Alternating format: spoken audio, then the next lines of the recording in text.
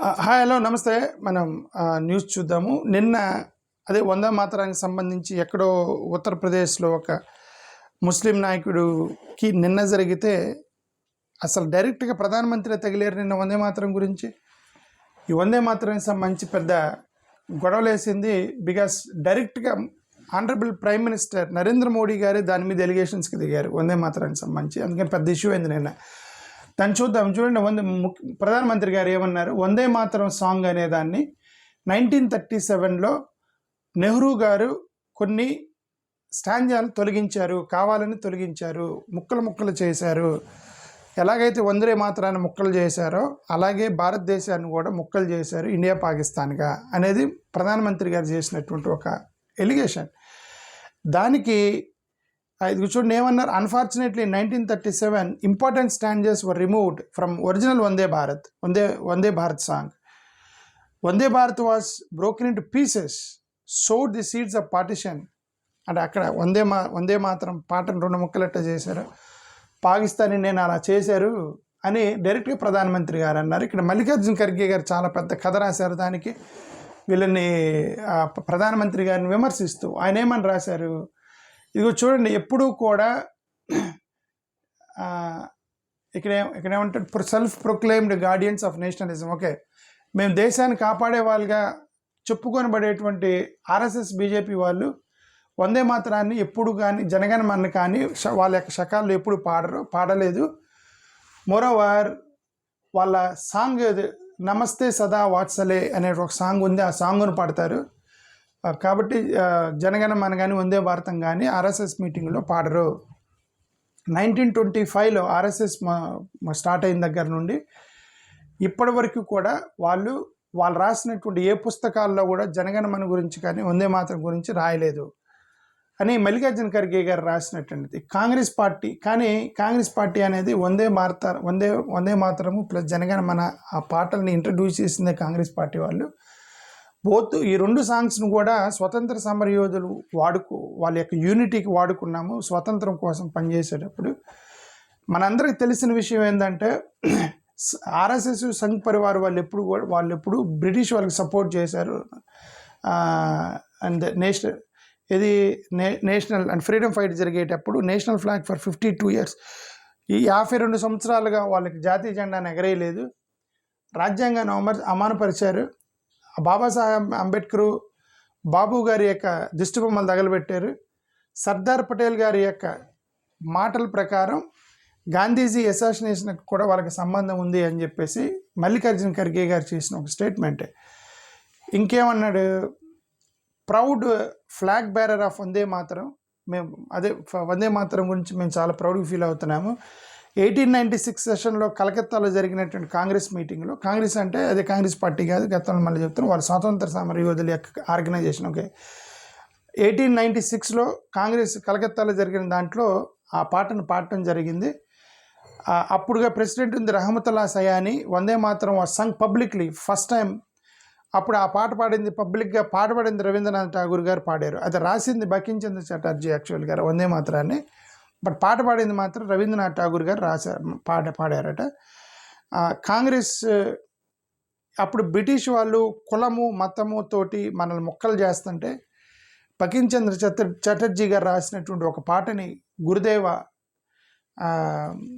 రవీంద్రనాథ్ ఠాగూర్ గారు పాడటం దగ్గర ఆ రోజు నుంచి అందరిలో యూనిటీ వచ్చేసి మేము దేశాన్ని మీద కొట్లాడి దేశానికి స్వతంత్రం తీసుకొచ్చాము. మేము ఆ పాటని ఇంట్రడ్యూస్ చేసింది మేము, మీరు అసలు ఆ పాటే పాడలేదు, దానికి సంబంధం లేదు, ఇప్పుడు రాజకీయం చేస్తున్నారని మల్లికార్జున ఖర్గే గారు రాసిన ఒక పెద్ద స్టోరీ దాని మీద.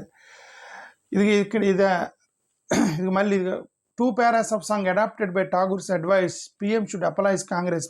జయరాం రమేష్ ప్రధానమంత్రి గారు కాంగ్రెస్ వాళ్ళకి దేశానికి క్షమాపణ చెప్పాలి అని జయరాం రమేష్ పోస్ట్ చేశాడు. ఇతనేది చాలా పోస్ట్ చేశాడు. ఇతనేమంటాడు, ఇతను 1937లో ఇది సభ్యసాచి భట్టాచార్య అని చెప్పేసి ఒక ఆయన పుస్తకం రాశాడు, వందే మాతరం అని ఒక పుస్తకం రాశాడట. దాంట్లో చాలా విషయాలు రాశాడు అని ఆ క్లిప్పులు పోస్ట్ చేశాడు జయరాం రమేష్. నిన్న మీరు ట్విట్టర్ చూస్తే ట్విట్టర్లోకి వెళ్ళి చూడండి, ఆ యొక్క పేజ్లు పోస్ట్ చేశాడు అతనేమంటాడు, 1937లో రవీంద్రనాథ్ ఠాగూర్ గారే ఒక లెటర్ రాశారు. లెటర్ రాసి దాంట్లో ఫస్ట్ 2 స్టాంజాస్ మాత్రమే మనం దేశానికి సంబంధించిందిగా తీసుకుందామని చెప్పి రవీంద్రనాథ్ ఠాగూర్ గారి అడ్వైస్ ప్రకారమే ఇప్పుడు మోడీ గారు ఏదైతే మీరు వదిలేశారన్నారో అది వదిలేయమని చెప్పింది రవీంద్రనాథ్ ఠాగూర్ గారు. మీరు ఆయన్ని అవమానిస్తారా? రవీంద్రనాథ్ ఠాగూర్ని అవమానిస్తున్నారు, దేశాన్ని కాదు అని చెప్పేసి అదే జయరామ్ రమేష్ యొక్క ఉద్దేశం. This was written by Bankim Chandra Chattopadhyay. Doctor Rajendra Prasad 1950లో ఆయన చైర్గా ఉన్నప్పుడు కాన్స్టిట్యూంట్ అసెంబ్లీలో ఈ మాట రాశారట, ఏమని, the composition of the words and music known as Janaganamana is the national anthem of India and the song Vande Mataram which has played historic part in the struggle of Indian freedom shall be honoured equal with Janaganamana and shall have equal status with it అని. ఈ వందే మాతరానికి జనగణమనకి రెండు ఒకటే, రెండు కూడా ఈక్వల్గా మేము value ఇస్తామని బాబు రాజేంద్ర ప్రసాద్ స్వతంత్రం తర్వాత చెప్పినట్టు మాట. రవీంద్రనాథ్ ఠాగూర్ 1896లో first Indian National Congress meeting కలకత్తాలో పాడేదాన్ని. జనగణమన అనేది రాసిందుకు ఆయనే రాశాడు, రవీంద్రనాథ్ ఠాగూర్ గారే రాశారు జనగణమనని.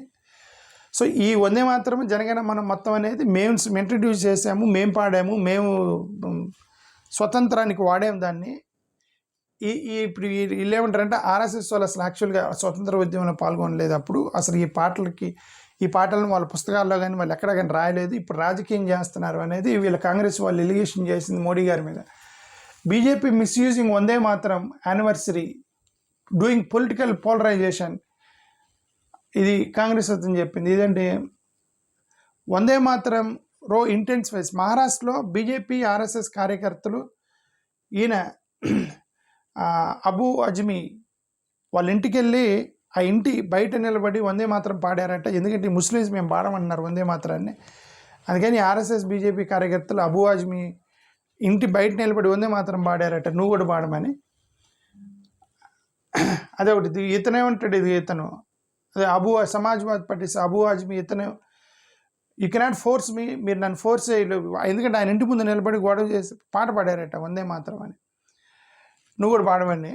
అతను నువ్వు నన్ను ఫోర్స్ చేయొద్దు, నేను పాడిన అది ఆ గొడవ అక్కడి నుంచి యాక్చువల్గా ఇతని దగ్గర నుంచే కదా మొదలైంది ఓకే ఈ కాంట్రవర్సీ మొత్తం. సో ఇక్కడ అతనే ఉంటాడు, మీరు ముస్లిమ్స్ని వందే మాత్రం పాడమంటారు కానీ కానులుగా మేయర్లుగా ఉండకూడదని చెప్పి పబ్లిక్గా చెబుతున్నారు అనేది కదా అబూ అజ్మీ చెప్పి. వందే మాత్రం being used as weapon for politics కోసం వాడుతున్నారు వందే మాత్రాన్ని అనేది.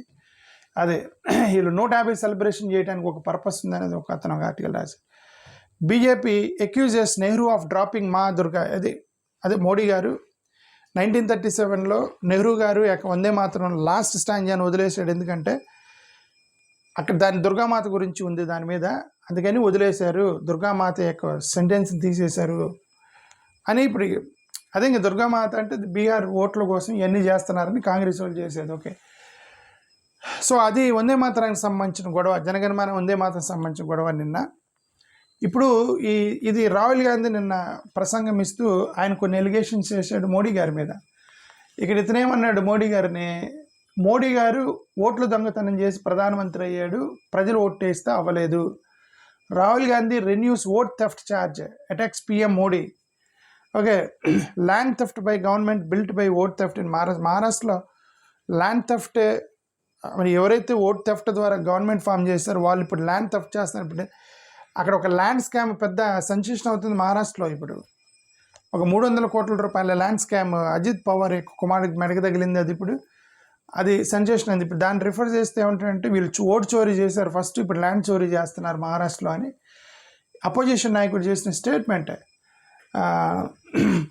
BJP leaders who caste vote in Delhi they also voted in Bihar. అదే నిన్న ఒక అతను ఢిల్లీలో ఓటేసాడు మళ్ళీ బీహార్లో ఓటేసాడని ఎక్స్ ఎంపీ అతను ఫోటో తిరిగింది, దాన్ని రిఫర్ చేస్తూ మాట్లాడు. కొంతమంది బీజేపీ వాళ్ళు ఢిల్లీలో బీహార్లో 2 చోట్ల ఓటేశారు అన్నాడు అనమాట.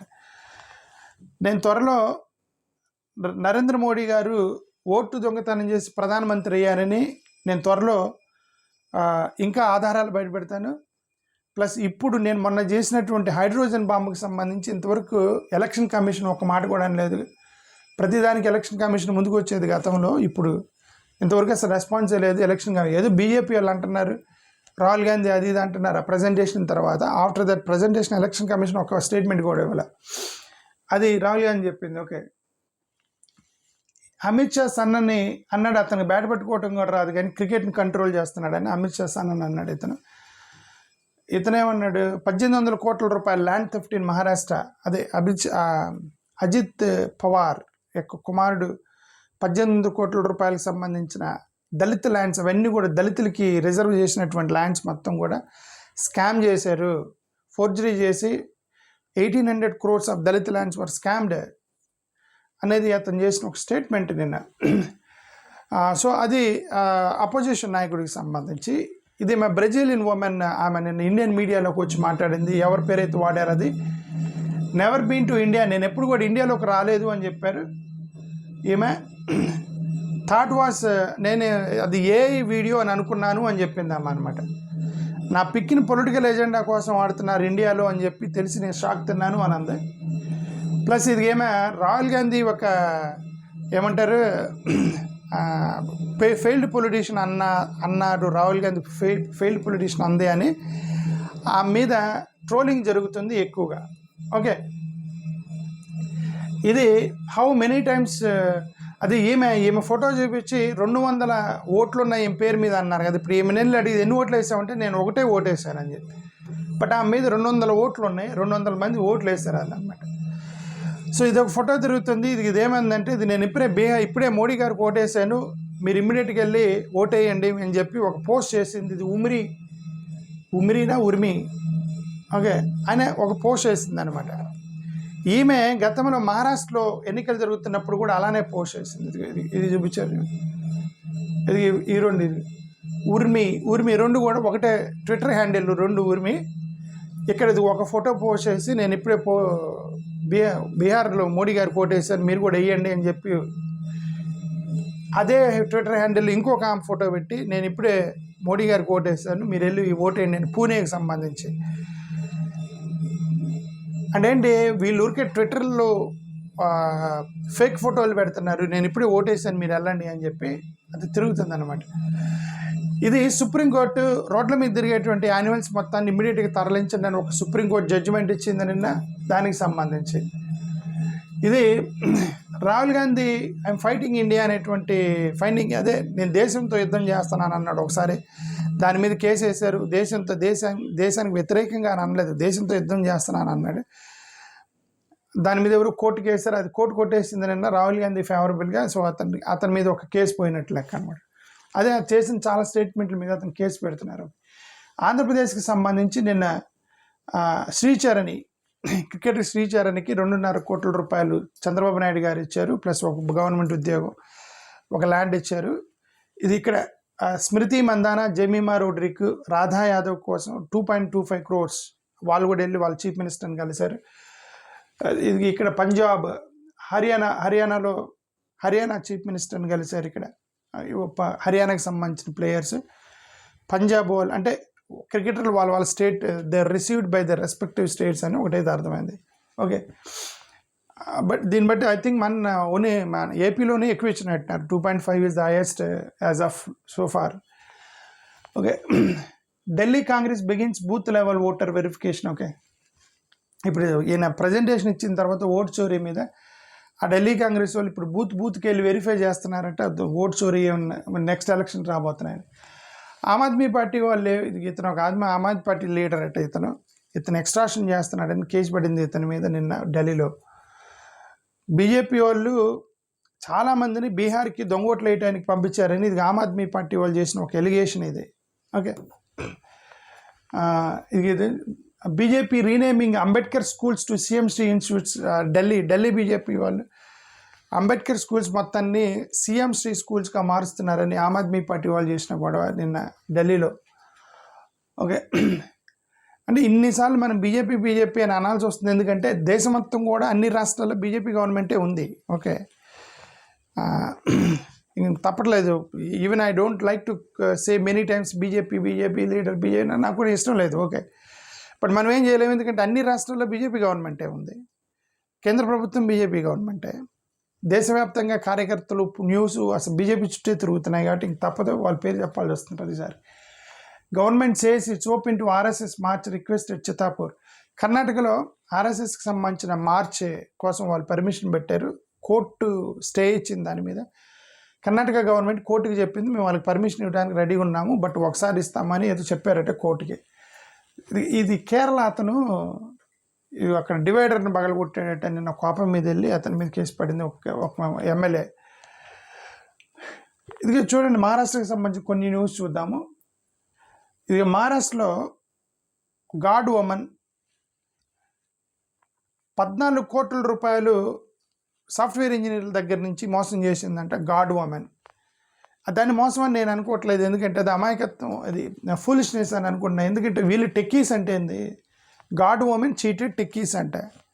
గాడ్ ఉమెన్ అంటే దేవతకి ఎవరో అవతారం ఎత్తింది అక్కడ, ఒక ఆమె బాబాలాగా అవతారం ఎత్తి ఉండేది ఒక మహిళ. వీళ్ళందరూ టెక్కీస్ అంటే సాఫ్ట్వేర్ ఇంజనీర్లు. వీళ్ళు వెళ్ళి వీళ్ళకి టెక్నాలజీ తెలుసు, ఆమెకి టెక్నాలజీ తెలియదు, కాబట్టి ఆమె బాబా అయింది.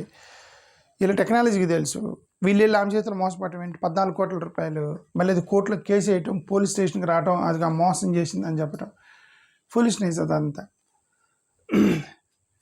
అదే కళ్యాణ్ బెనర్జీ కూడా 56 lakhs నా సైబర్ క్రైమ్కి 56 lakhs పోగొట్టుకున్నానని చెప్పి నేను గొడవ చేశాడు ఆయన, కళ్యాణ్ బెనర్జీ, వెస్ట్ బెంగాల్ సైబర్ వాళ్ళతోటి. మనకి అపాయింట్మెంట్లు ఇవ్వమంటే అపాయింట్మెంట్లు ఎవరు, ఇది పైనకి ఎంత చూస్తారు వాళ్ళు, అపాయింట్మెంట్లు కూడా ఎవరు, ఎమ్మెల్యేలు ఎంపీలు పిఏలు కూడా మనతో సరిగ్గా మాట్లాడరు. కానీ ఇట్లాంటి ఆన్లైన్లో ఒక సొరబడితే మాత్రం డబ్బులు పోగొట్టుకుంటారు వాళ్ళు. Coverup, Ajit Pawar son not named in FIR despite being 99% of owner of controversial Pune land. చూడండి, అది 99% షేర్ హోల్డరు అజిత్ పవార్ కొడుకు. ఆ ల్యాండ్ స్కామ్ ఏదైతే రాష్ట్రాన్ని ఊపుతుందో మహారాష్ట్రలో అతను, కానీ అతని పేరు ఎఫ్ఐఆర్లో లేదు.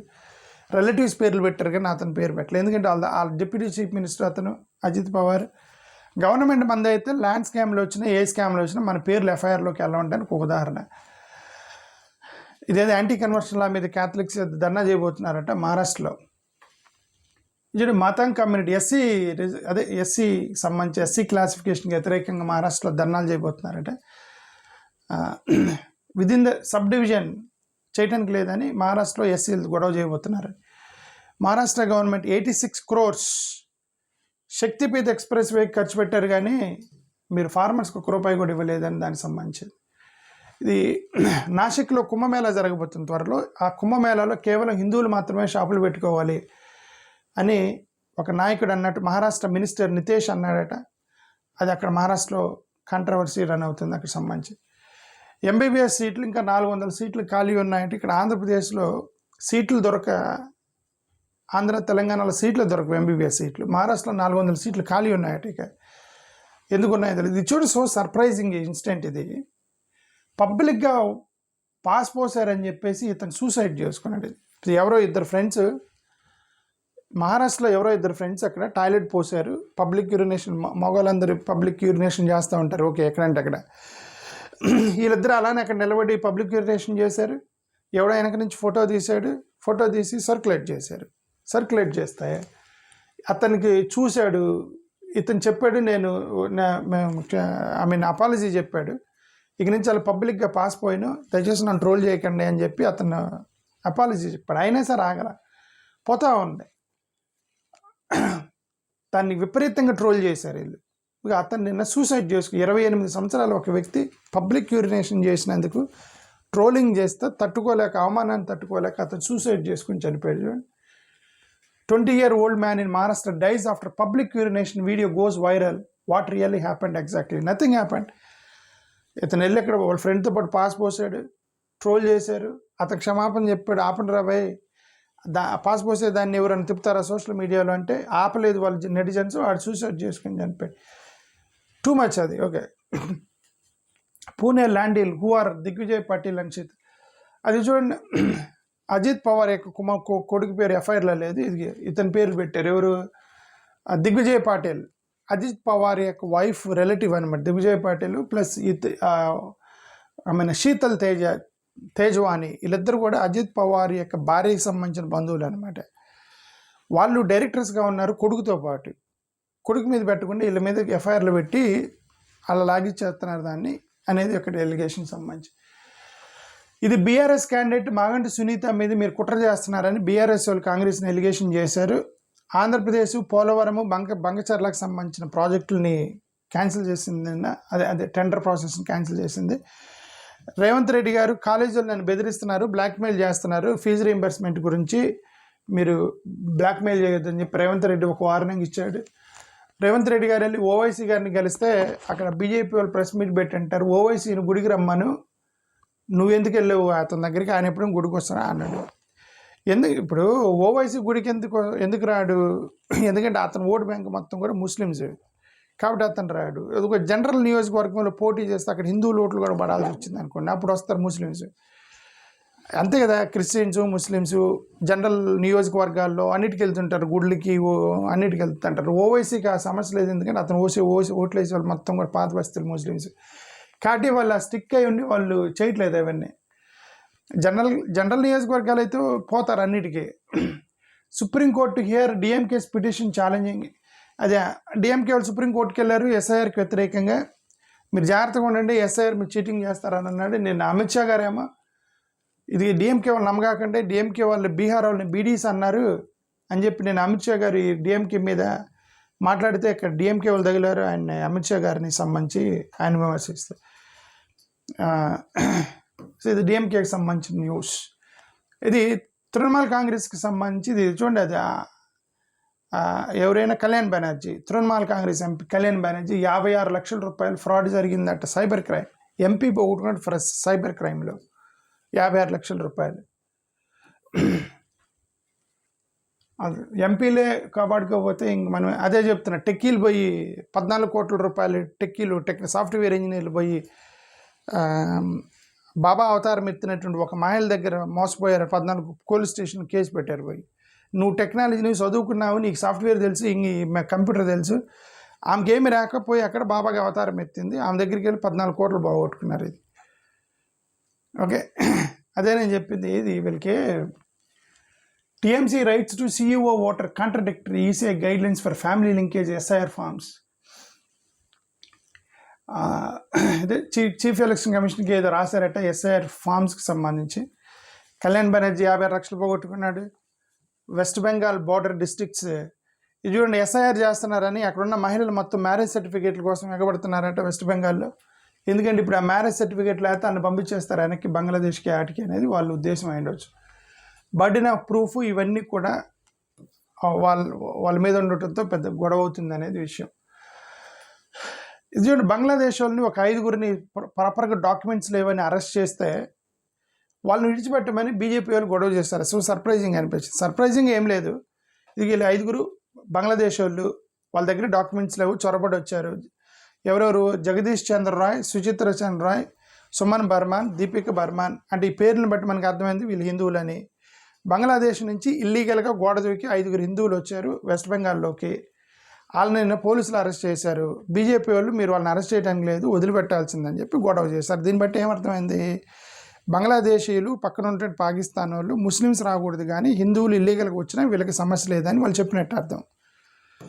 అది సంగతి. ఓకే, ఎవరైనా సరే ఒక ఇల్లీగల్ వాడు వచ్చాడంటే మన దేశంలో ఉన్న ఉద్యోగాలు పోతాయి. ఓకే, అది ఏ మతమైనా కానీ, క్రిస్టియన్ కానీ, హిందూ కానీ, ముస్లిం కానీ, జైని, పార్సీ, దేవుడు నమ్మనట్టు ఎవడైనా సరే విదేశీయుడే. అదే ఓకే, హిందువులు వస్తే మాకు ప్రాబ్లం లేదని ఒక సిగ్నల్ ఇవ్వటం అన్నమాట. ఇక్కడ పక్కన ఉన్న బంగ్లాదేశ్, బర్మా నుంచి హిందువులు ఎవరన్నా వస్తే దేశంలోకి ఇల్లీగల్గా ప్రాబ్లం లేదని సిగ్నల్ ఇవ్వటం. ఇక్కడ ఇండియాలో ఉన్నటువంటి క్రిస్టియన్స్ అమెరికాలో గోడ దూకి వెళ్ళిపోతే తీసుకెళ్ళి జైలు వేస్తారు. వాడు క్రిస్టియన్ అయితే ఇవిడైతే ఏమి, వాడికి ఆఫ్టర్ ఆల్ వీళ్ళు ఇండియన్స్, వాడు అమెరికా, వాడికి లండన్ వాడికి, జపాన్ వాడికి అక్కడ మతం కాదు కదా, మనం ఇండియన్స్, వాడు అమెరికా, వాడు ఇల్లీగల్కి వెళ్తే వేసేస్తారు లోపల. కానీ ఇండియాలో డిఫరెంట్ థీరీస్ పట్టుకొచ్చేస్తున్నారు వీళ్ళు. ఇక్కడేంది, గురుగాం లాయర్, ఇది ఒక లాయరు, ఇద్దరు భార్యాభర్త లాయర్స్ అంటే ఫ్యామిలీ స్పెషలిస్టులు, అంటే విడాకుల కేసులు అవన్నీ చూస్తారట. వాళ్ళ దగ్గరకు వచ్చిన క్లయింట్స్, విడాకులు కావాలని వచ్చిన క్లయింట్స్ని టార్గెట్ చేసి, ఎవరైనా మొగోళ్ళు వస్తారు కదా, నాకు మా ఆవిడికి గొడవ ఉంది విడాకులు ఇప్పించమని వస్తారు కదా, వాళ్ళని టార్గెట్ చేస్తారట. ఇది ఈమెయిల్ నన్ను రేప్ చేయబడి చెప్పిద్దట లాయరు. వాడు ఆల్రెడీ భార్యతో గొడవ పడి ఈయన దగ్గరకు వచ్చిద్ది, లాయర్ కదా హెల్ప్ చేసిద్దంటే ఈమె ట్రాప్ చేసిద్దట అన్ని. అది ఒక పెద్ద, అలా చాలామంది మ్యారిటల్ ప్రాబ్లమ్స్ ఉన్నటువంటి క్లయింట్స్ని ఎక్స్టార్షన్ చేసిందట రేప్ కేసులు పెట్టి ఒక లాయరు సూసర్పై గురుగావాలో. ఇది సూడాన్లో మాస్ కిల్లింగ్ జరుగుతుంది, క్రిస్టియన్స్కి సంబంధించి మాస్ కిల్లింగ్ జరుగుతుంది, మెసాకర్ జరుగుతుంది సూడాన్లో. ఈడెవడో ఒకటి సెల్ఫీ రిలీజ్ చేశాడు, ఈయనెవడో ఇంటర్వ్యూ చేశారు. ఎందుకురా చంపుతున్నామంటే, మేము ఎందుకు చంపుతున్నాం మాకే తెలియదు, మమ్మల్ని చంపమన్నారు చంపుతున్నాం, మా పని చంపడం వరకే అన్నాడు అటోడు ఆడ సూడాన్లో. ఓకే, ఇది డయాబెటీస్ ఉన్నా, హార్ట్ డిసీజ్ ఉన్నా, క్రానిక్ ఇల్నెస్ ఉన్నా సరే మిమ్మల్ని అమెరికాలోకి రానివ్వరు అనేది ఒక కొత్త చట్టం రాబోతుంది అనేది దీనికి ఇవన్నీ కూడా డిఫరెంట్ సంబంధించిన news updates. Okay, thank you, నమస్కారం.